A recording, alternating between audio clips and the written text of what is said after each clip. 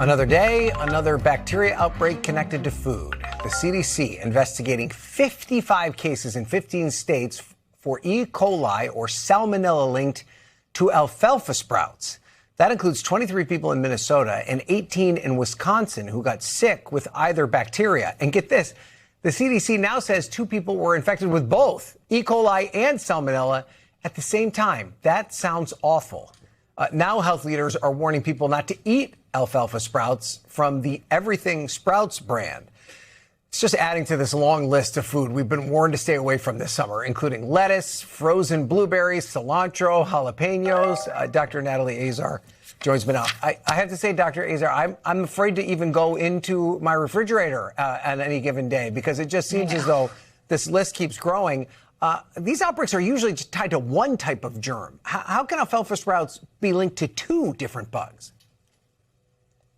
So, I mean, it's not common to have 2 different pathogens contaminating one particular food, but it certainly can happen. Think of this like most likely in the agricultural exposure. So there's shared soil, there's irrigation waters, animal feces can certainly contaminate with multiple pathogens. And then the thing that's kind of unique about this, I guess, is that the alfalfa seeds themselves are kind of hard to clean. And so if they're being combined with a bunch of other, vats in water, they can definitely spread germs between them.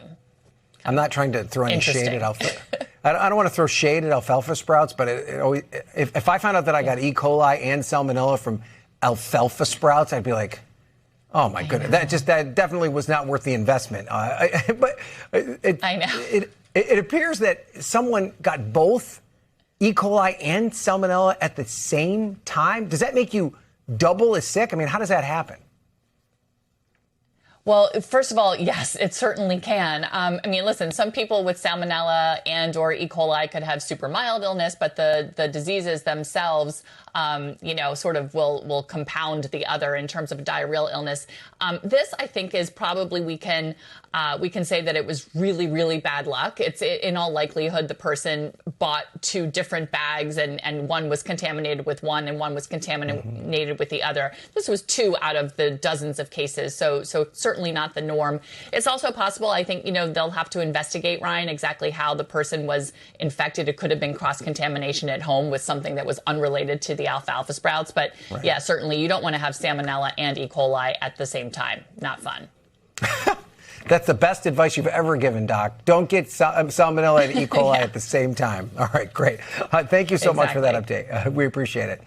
We thank you for watching. And remember, stay updated on breaking news and top stories on the NBC News app or watch live on our YouTube channel.